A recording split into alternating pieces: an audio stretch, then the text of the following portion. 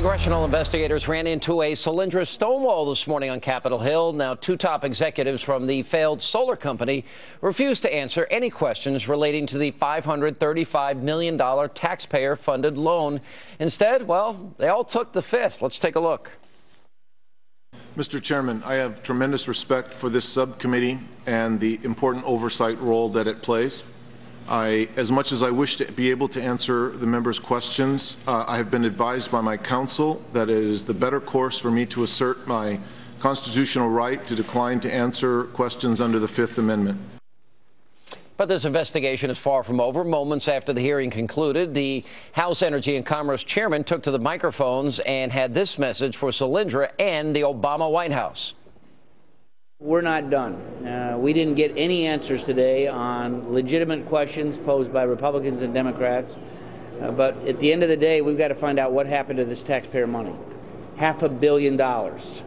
And while the congressional investigation continues, the New York Times has uncovered even more damning evidence tying Solyndra to the White House. A front-page article in today's Times reveals that Solyndra lobbyists met with an Obama aide, White House advisor Valerie Jarrett, at least 3 times to push for government assistance. In fact, these lobbying efforts cost the company nearly $2 million. But in the end, that price tag may have been worth it for Solyndra. After all, they were handed a taxpayer check for more than $500 million.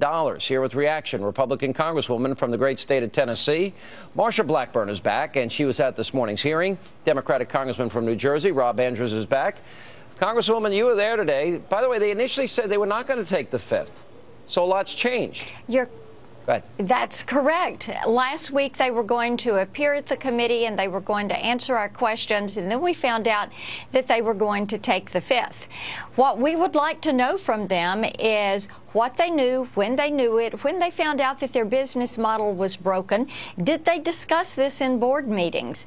Why did they come to Capitol Hill in July and tell us that things were improving and that they were on the right track, production was going to double, and then 6 weeks later they're filing for bankruptcy? Yeah. There are so many questions on this. They can continue to grow. Well, there's one other question. Why in February did they restructure the loan so that the taxpayers would be paid back last? I think that's another question. Well, that's unprecedented. And you have questions, is this allowed? Was it legal? But for Mr. Kaiser to be put in front of the taxpayers, this is just so completely inappropriate. And Sean, when you know that he has visited the White House, when you know that Mr. Harrison, the CEO, has interacted with the White House to get the initial loan, and you uncover this chain of emails, which we have uncovered. We've been working on this investigation since February. And of course, last week we did the first of our interviews with Mr. Silverman and Mr. Zients, and then today the unproductive time, if you will, other than getting our questions on the record that we did have for the CEO and CFO, and the answers we'd like to have. All right, Congressman Andrews, here's what stinks to high heaven about this, about Light Squared, about everything else, is you've got big donors to the Obama campaign, bundlers, people that support the president. That gets them in the door.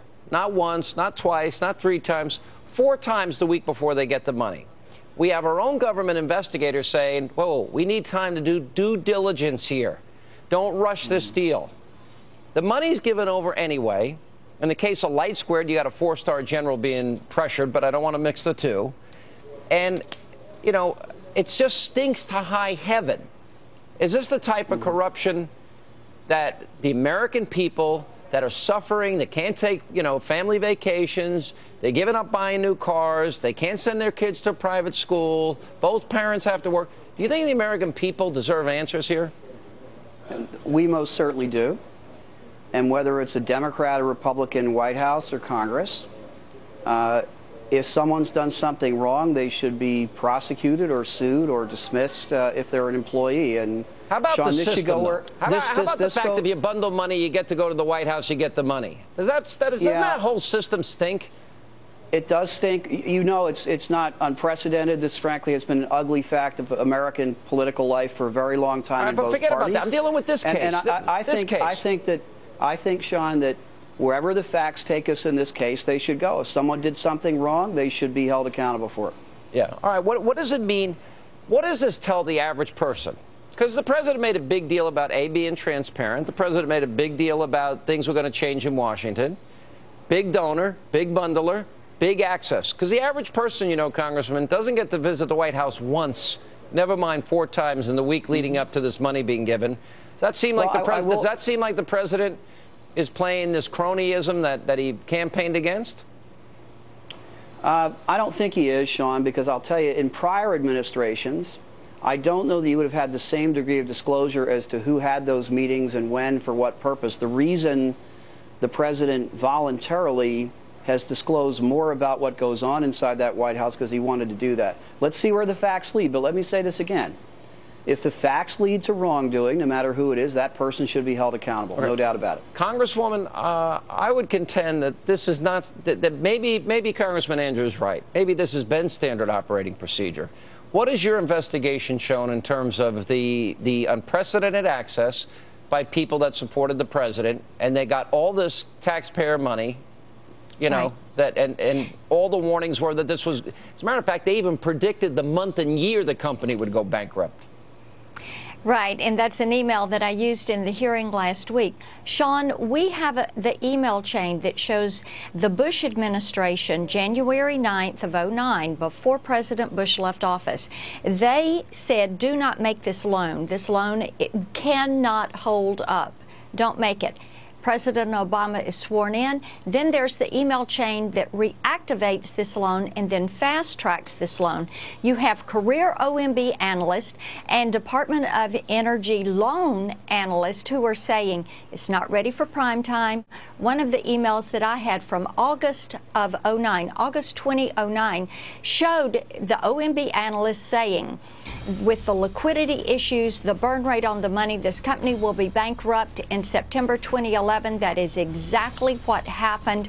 But for some reason, they moved forward. They made the loan. The president and the vice president were there. Do you see potential for criminal prosecution in the end here?